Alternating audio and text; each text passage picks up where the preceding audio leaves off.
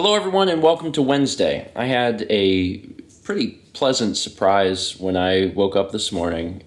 I checked Twitter, and there was a hashtag that had been tweeted at me called "Thank You, Stephen," and it was just a bunch of people on Twitter sharing like kind words and stories and like series and videos and stuff that they had appreciated over the years, and it was really sweet. I think it was started by the Steven Memes Twitter account. But to them and to everyone who wrote something, thank you. I appreciate it. It was really sweet, and it was not something I was expecting. So whenever I woke up and I started looking at Twitter, I was like, "What?" And it was just all these kind words. So thank you. It's nice to. Any human would say it's nice to be appreciated, and thanks. I appreciate your appreciation. You can see behind me, Mao is just put up the giant scratching post. They immediately know what to do. It was upside down and Kepler was already trying to use it. Really? Uh-huh. Get it, bud. Sagan, you gonna scratch it? So we've bought that one over there, and that one's starting to get tore up a little bit because we've had it for a while. But when Carly was here, she told us about this one, and she said that she had this one and it was really great, and you can see how much taller it is than the other one, and the cats really like to stretch up whenever they're using the scratching post. So we decided to get that. And we'll still keep that one around. That one's not like completely useless yet. One over there. You're gonna put one over there? Yeah. Because Sagan or Kep has been using the couch over there. Yeah, They've never done that. They've never ever scratched this couch, which is nice. But Kepler has reared up and started to scratch the end of the couch over there. So we figure we get a new one here, and then put the other one over by the couch, and then he'll scratch that. Good boy. Good boy. Just another platform. I mean, the thing about cats with furniture is like there is a chance they will scratch furniture, and you just have to accept that. Like if you're gonna get a cat, you have to be okay with that. So you can try and deter it, and you probably should. You don't want your furniture destroyed, but at the end of the day. Is he eating it? No, he just rubbed his face on it. At the end of the day, like cats, they scratch things. But I do think that there is a way to get cats to scratch posts and not furniture, because the posts are designed to be enticing to them. Sometimes you're going to need multiple. Sometimes you're going to need to put them in like different locations. Strategic locations. We have been very fortunate that the cats have always been pretty good about it. They scratched up the black pleather couch that we used to have. Mm-hmm. They scratched up that one. But then once we got this furniture when we lived in the other house, I guess we just had enough posts and we had them in the right places, and they were pretty good, which was nice.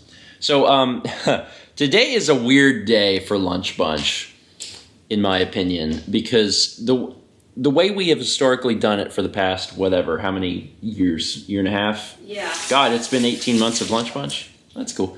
The way that we've done it is that no one ever wants to, like, give an idea for lunch. So every week, usually on Monday, I'll make a poll with, like, 3 random... I say random. I chose them. Yeah. So they're not random, but, 3 restaurants that, had pretty different menus. I would usually do predominantly, like, fast places where you're not being waited on, you're not expected to tip because they're cheaper. But sometimes I would throw in a restaurant where it was a sit-down restaurant and you're expected to tip. So I would do that, and this has been going on forever. And I was like, man, I've got to get people to contribute ideas, because sometimes I would put up the polls and people would say like, oh man, these are not good choices. And I'm like, well, I've asked. At lunch, I would be like, tell me where you want to go. And everyone's like, it don't matter. So what I decided to do is the first week I just asked people. I was like, you have to give me an idea. And they gave me ideas. And Austin was there, and he knew he wouldn't even be at the next one. And he said Dunkin' Donuts. And I was like, Dunkin' Donuts for lunch? And he was like, yeah. I was like, are you even going to be here? He goes, no. But I put it on the list anyway. And then the week after that, we didn't end up going to Dunkin' Donuts. But the week after that, I said, you know what? I've got a better idea. I'm just going to make a randomizer. I'm going to take all of the restaurants that we're willing to go to, and I'm going to put them in a randomizer every week, and we're just going to take the 3 that it spits out. So that's what I said we would do. Well, guess what? I put Dunkin' Donuts into the list, and every week it has appeared on the list. How? I don't know, but every week in the shuffle of 60 restaurants, it's appearing in the list. And finally, this week, Austin and Nikki both voted for it. And I was like, man, there are other places I would rather eat, because of the other restaurants that were on the list this week were Firehouse and Cookout. I was like, I would rather eat at either of those, but I kind of want to go to Dunkin' because it's ridiculous. Like, that's not where you go for lunch. It's not that you can't go, but like taking a group of people to Dunkin' Donuts for lunch is kind of a weird statement. But it won, and that's where we're going today. So I don't know what exactly we're gonna eat. I mean, they have food, and their food's pretty good, like the bacon, egg, and cheese croissants and stuff. But it's a donut place, so I'm probably gonna get a donut.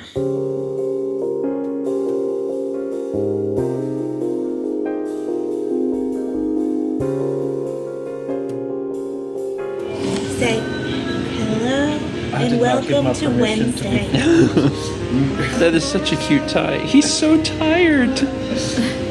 He's so tired. It's like me in the morning. Oh, buddy. Oh, this is mom jiggling your head. He's like, this is great, but yet another nap is actually Seems better. it's actually ideal. So Austin and Nikki and James are at lunch bunch. He's very tired. He's been sleeping the whole time. Hasn't even said a word. And even Can't really say. well, okay, that's a good point. That's not normal. Dan and Roland are here too. We did come to Dunkin'. We ate donuts because that's what you do. Dunkin' did win. Austin, you got your win. I got it. It's a little too soon for donuts for him, but soon soon he'll be able to handle a munchkin. Oh yeah. Pretty soon. Donuts count as solid food. I guess. They're their own food group. Do they make donut flavored baby food? These are the real questions. You can make your own baby food now. Put whatever you want in it. That was a yawn. You gonna have a yawn too? God, he's so sweet. A good animal. I don't remember when he jumped on my lap or anything. He just was suddenly here. I looked down and I have no idea how long he's been here. You a good boy? Yeah, he's a sweetheart. So, just like we thought would happen yesterday, we finished Resident Evil 6 tonight. So we did Jake's campaign yesterday, which was 10 episodes. And then tonight we did Ada's campaign, which was 9 episodes, and then we threw in a bonus video where we covered the Mercenaries mode. There's other modes, but I think maybe every other mode, actually. I think maybe every other mode requires PlayStation Network. So, not really split screen stuff, but the Mercenaries mode is split screen.